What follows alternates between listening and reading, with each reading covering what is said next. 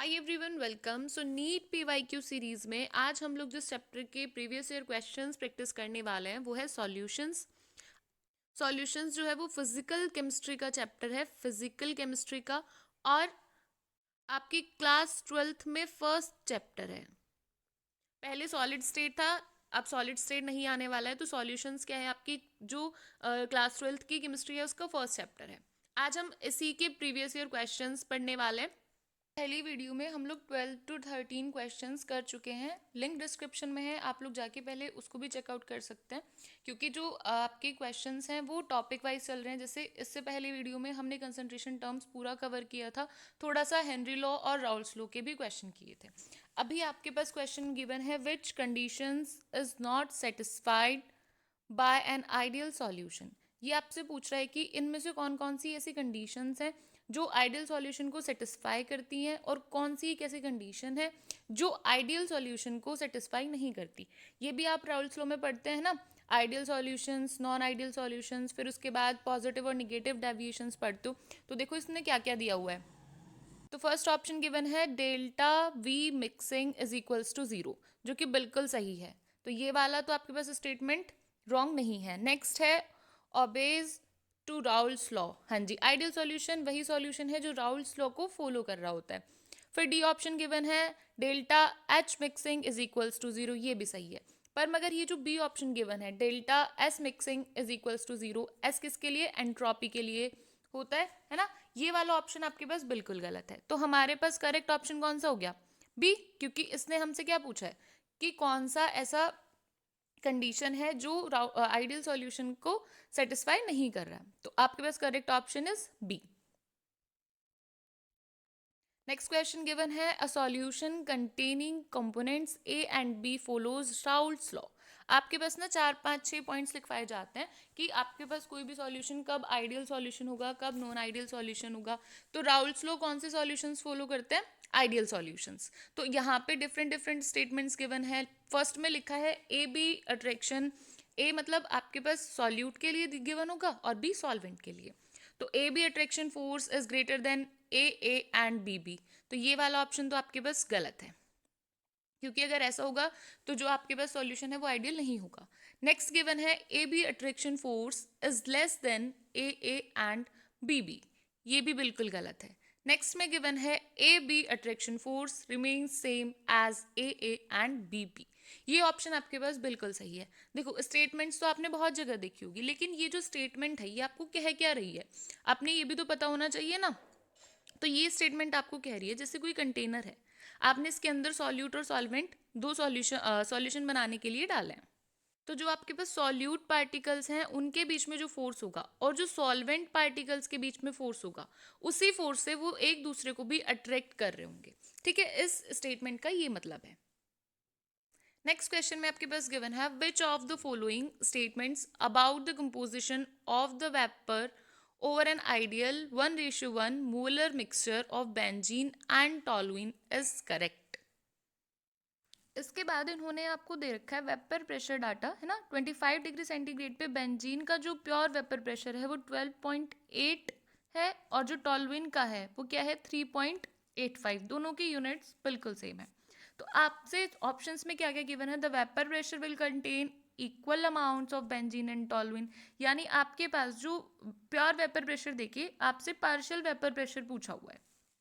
Okay, तो आपने क्या करना पड़ेगा, यहाँ पे राउल्स लॉ से ये क्वेश्चन है। राउल्ट ने हमें क्या बताया था कि आपके पास जो पार्शियल वेपर प्रेशर है वो क्या होता है, काय इंटू पी नॉट।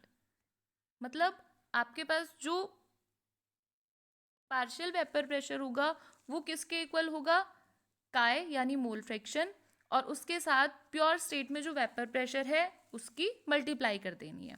आपके पास यहाँ पे दो सब्सटेंस के लिए डाटा गिवन है, पहला बेंजीन और दूसरा है टॉलुइन। तो आप क्या करोगे, एक बारी तो बेंजीन के लिए वैल्यूज पुट करोगे, आपने पी बी की वैल्यू निकालनी है बेंजीन के लिए। ठीक है, यहाँ पे काय की वैल्यू कैसे निकलेगी, इन्होंने दिया है 1:1 मोलर मिक्सचर। काय आपको पता है क्या होता है, number of moles of solute, okay, by number of moles of solution. 1:1 का है तो जो सॉल्यूट है वो कितना होगा, 1/2। सॉल्यूट होगा 1 और जो सॉल्यूशन है वो हो गया 2। सिमिलरली हमारे पास टॉल्यूइन के लिए काई की वैल्यू क्या आ जाएगी 1/2। तो अभी आप देखो 1/2 ये जो काई की वैल्यू है ये तो दोनों में सेम है, लेकिन जो आपके पास प्योर स्टेट में वेपर प्रेशर है वो बेंजीन का ज़्यादा है, लगभग 4 टाइम्स है एज कंपेयर टू टॉल्यूइन। तो आपके पास जो पार्शियल वेपर प्रेशर है वो भी बेंजीन का ज़्यादा आएगा, है ना।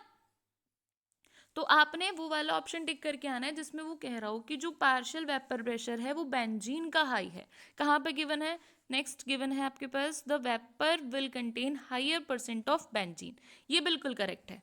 ठीक है, बता दिया आपको जो काई की वैल्यू है वो दोनों के लिए सेम है क्योंकि 1:1 का आपके पास सॉल्यूशन है। पी नॉट की वैल्यू जिसकी ज़्यादा उसी के लिए क्या होगा, higher percentage of vapour pressure होगा, पार्शियल वेपर प्रेशर होगा। So correct option is option C. Next question में आपके पास गिवन है a solution of acetone in ethanol.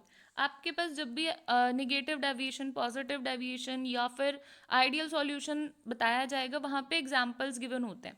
उन्हीं में से एक एग्जांपल है ये एसीटोन इन इथेनॉल। आपसे पूछा है कि एसीटोन और इथेनॉल का जो सॉल्यूशन है वो कौन सी लाइन को फॉलो कर रहा है। फर्स्ट ऑप्शन गिवन है obeys Raoult's law, second given है shows a negative deviation from Raoult's law, और सी ऑप्शन गिवन है आपके पास shows a positive deviation from Raoult's law. C ही आपके पास करेक्ट ऑप्शन है। कुछ एग्जांपल्स गिने चुने हैं, आपने वो लर्न करके जाने हैं। नेक्स्ट क्वेश्चन में इसने पूछा है the freezing point depression constant के एफ ऑफ बेंजीन इज 5.12। ठीक है, तो जो के एफ की वैल्यू है वो गिवन है 5.12। अभी देखो इससे पिछली वीडियो में हम लोगों ने कंसंट्रेशन टर्म खत्म कर ली थी, है ना। अब की बार हमने हेनरीज लॉ पढ़ लिया, राउल्ट्स लॉ पढ़ लिया, पॉजिटिव नेगेटिव डेविएशन से जो क्वेश्चंस आए वो पढ़ लिए। अब हमारे पास कॉलिगेटिव प्रॉपर्टीज से क्वेश्चंस स्टार्ट हो गए हैं। इसमें नेक्स्ट गिवन है the freezing point depression for the solution of molality इतनी, ये एम की वैल्यू है। स्मॉल एम जहां भी आपको दिख जाए तो वो मोलैलिटी है, कैपिटल एम अगर होता तो ये मोलैरिटी होता। Containing a non electrolyte solute in benzene is, बस आपको इतनी ही वैल्यूज पता होनी चाहिए। फॉर्मूला आपको पता है क्या होता है, delta T F is equals to K F into M. आपने इन दोनों जो डिजिट्स हैं इनकी मल्टीप्लाई कर देनी है, यानी 5.12 इंटू 0.078। जैसे ही आप इनकी मल्टीप्लाई करोगे तो आपके पास आंसर क्या आएगा 0.399, जिसको आप 0.40 लिख देंगे। ओके, इसमें आपको कोई प्रॉब्लम नहीं होगी। और क्योंकि डेल्टा टी एफ की वैल्यू है तो ये के केल्विन में आएगी। नेक्स्ट क्वेश्चन में आपके पास गिवन है an ideal solution is formed when its components. Okay, अलग अलग स्टेटमेंट्स गिवन है, have no volume change on mixing, have no enthalpy change on mixing. अभी पहले तो आपको कैसे सिंबल्स में दे रखा था, delta V mixing, delta H mixing, delta S mixing, इस तरीके से। अब आपके पास ये वर्ड्स में गिवन है, तो यहाँ पे फर्स्ट ऑप्शन तो बिल्कुल करेक्ट है ना, an ideal solution is formed when its components, तो ये वाले, तो फर्स्ट ऑप्शन आपके पास करेक्ट है। सेकंड है have no enthalpy change on mixing, ठीक है, यानी ये डेल्टा एच मिक्सिंग की बात कर रहा है ना। Delta H mixing is equals to 0 होता है आपके पास, तो इसका मतलब कोई चेंज नहीं हो रहा है एंथैल्पी में। नेक्स्ट है have both the above characteristics, ठीक है। हैव हाई सॉल्युबिलिटी, ये वाला गलत है, तो आपके पास जो करेक्ट ऑप्शन मार्क करना है आपने सी ऑप्शन मार्क करके आना है। नेक्स्ट गिवन है if molality of the dilute solution is doubled the value of molar depression constant के एफ विल बी। अभी सबसे पहले तो आपको इसमें रिलेशन पता होना चाहिए, तो आपको पता है delta T F is equals to K F into molality. अब कुछ को क्या लगेगा कि अगर हम इस के एफ को यहाँ नीचे ले जाएं तो जो वैल्यू है वो इन्वर्सली प्रोपोर्शनल हो जाएगी मोलैलिटी की, है ना। पर मगर ऐसा बिल्कुल भी नहीं होता है, याद रखेंगे जो के एफ की वैल्यू है वो फिक्स होती है ना। किसी भी पर्टिकुलर सॉल्यूशन के लिए जो के एफ की वैल्यू है वो हमेशा फिक्स होती है। तो आपने क्या मार्क करके आना है कि molar depression constant will be unchanged, ये हमेशा कांस्टेंट रहेगा। नेक्स्ट क्वेश्चन में गिवन है at 100 degree centigrade the vapour pressure of a solution of 6.5 gram of solute in 100 gram water is 732 mm। आपने क्या करना है, पूरे डाटा को अलग अलग लिख लेना है। क्या गिवन है आपके पास, सॉल्यूट और सॉल्वेंट की अमाउंट गिवन है। तो जो W1 है वो कितना है, W1 हम किसके लिए यूज करते हैं, सॉल्वेंट के लिए, वो है 100 ग्राम। फिर आपके पास W2 की वैल्यू गिवन है यानी सॉल्यूट के लिए 6.5 ग्राम। फिर है 732 mm, ये दे रखा है आपको PS की वैल्यू 732 mm, और ये सिर्फ mm नहीं है, ये ना mmHg होगा क्योंकि प्रेशर है ना। फिर है इफ KB इज 0.52, ठीक है, KB की वैल्यू गिवन है 0.52। The boiling point of this solution will be, आपसे सॉल्यूशन का बॉइलिंग पॉइंट पूछा है। ये भी आपके पास कॉलिगेटिव प्रॉपर्टीज से क्वेश्चन है, लोअरिंग इन वेपर प्रेशर वाला कॉन्सेप्ट है ना। तो आपने क्या करना है, सबसे पहले P0 minus PS by P0 is equals to N2 by N1। हमेशा याद रखना है N1 जो है वो सॉल्वेंट के लिए है और जो 2 है वो सॉल्यूट के लिए है। अभी देखो यहाँ पे आपके पास P0 की वैल्यू नहीं है, ठीक है, PS की वैल्यू है। N1 और N2 की वैल्यू हम खुद निकाल सकते हैं। कैसे, आपके पास number of moles of solute क्या होगा, mass of solute by molar mass of solute, ठीक है। मास ऑफ सॉल्यूट आपके पास गिवन है कितना, 6.500, ठीक है, सॉल्यूट गिवन है 6.5। सॉल्यूट है कौन, क्योंकि सॉल्यूट यहाँ पे गिवन नहीं है तो हम मोलर मास नहीं निकाल सकते, हम इसको एम ही पुट कर देंगे। ये आ गई आपके पास N2 की वैल्यू। ऐसे ही आप N1 की वैल्यू फाइंड आउट कर सकते हैं मास बाय मोलर मास से। N1 कितना होगा 100 बाय, क्योंकि ये वाटर है तो 18। इतना समझ आया, आप सारी वैल्यूज यहाँ पे पुट कर देंगे। P0 की वैल्यू हमें पता है कितनी होती है 760, क्योंकि वाटर है। PS की वैल्यू कितनी है 732। जैसे ही आप कैलकुलेशन करेंगे, हमारे पास सिर्फ N2 की वैल्यू नहीं है, N1 की वैल्यू भी हमने फाइंड आउट कर ली है। तो जैसे ही आप वैल्यू पुट करोगे तो क्या आएगा हमारे पास, N2 इज इक्वल्स टू हो जाएगा 28 इंटू 100 बाय 760 इंटू 18। आपने इस पूरी को सॉल्व करना है और सॉल्यूशन के बाद आपके पास आंसर आ जाएगा 0 पॉइंट, यहाँ पे लिख देते हैं 0.2046। ये आपके पास N2 की वैल्यू आ गई। इसने आपसे वैल्यू किसकी पूछी है, TB की। इसको नए पेज पे देख लेंगे, है ना। इसने आपसे TB की वैल्यू पूछी है। आपको पता है delta TB is equals to क्या होता है, KB इंटू M। M क्या है, यहाँ पे आपके पास मोलैलिटी है। TB की वैल्यू क्या होती है, TB माइनस 100, क्योंकि वाटर है इसलिए 100 लिख दिया, T2 माइनस T1 होती है। KB की वैल्यू हमारे पास है 0.52। मोलैलिटी आपको पता ही है क्या होती है, N2 बाय WA।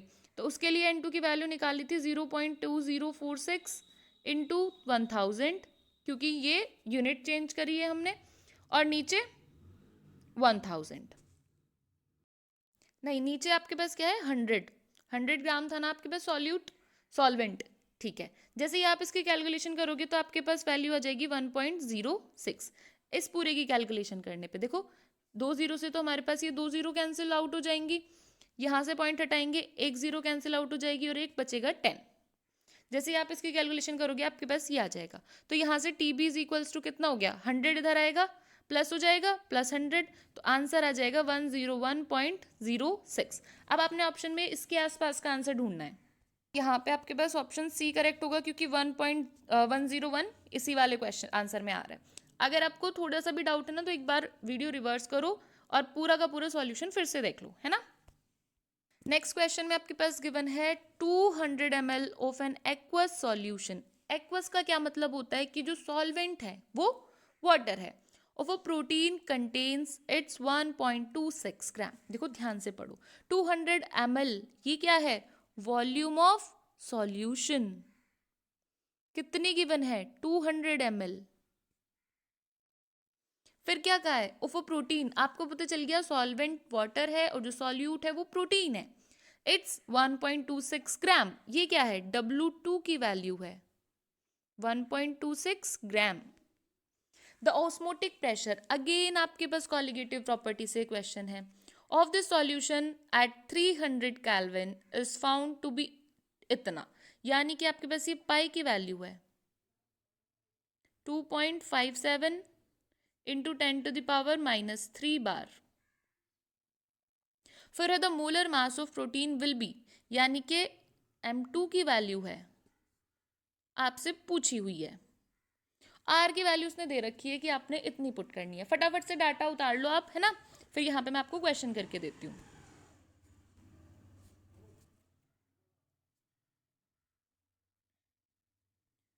तो देखो, जैसे ही हमने देखो ऑस्मोटिक प्रेशर है, तो हमने फॉर्मूला क्या लिखना है? Pi V is equals to N R T. N की जगह हम पता है क्या पुट कर सकते हैं? W by M. तो एन की जगह पुट कर देंगे W by M R T. Pi की वैल्यू आपके पास है, आपने m की वैल्यू फाइंड आउट करनी है, तो m इज इक्वल्स टू क्या हो जाएगा? पाई v by W R T. ये आई आपके पास 1/m की वैल्यू। अगर आप m की वैल्यू लिखोगे तो कितनी आ जाएगी? WRT by pi v। ये पूरा इस तरफ आ गया और m ऊपर चला गया। अब बस आपने क्या करना है, ये वैल्यूज अभी जो आपने डाटा लिखा था वो पुट करनी है। 1.26 W की वैल्यू है इंटू 0.083, R की वैल्यू है इंटू 300 केल्विन टेम्परेचर गिवन है, नीचे 2.57 वैल्यू गिवन है पाई की, वॉल्यूम कितनी है 2.57 इंटू 10⁻³ और इसके अलावा वॉल्यूम है 2000। क्योंकि ये जो आपके पास वॉल्यूम है ये ml में गिवन है, लीटर में कन्वर्ट करने के लिए 1000 से डिवाइड कर देंगे। जैसे ही आप इसको कैलकुलेट करते हो तो आपके पास आंसर आता है D 61038। आप कैलकुलेशन करके देख सकते हो, आपके पास आंसर यही आएगा। ओके।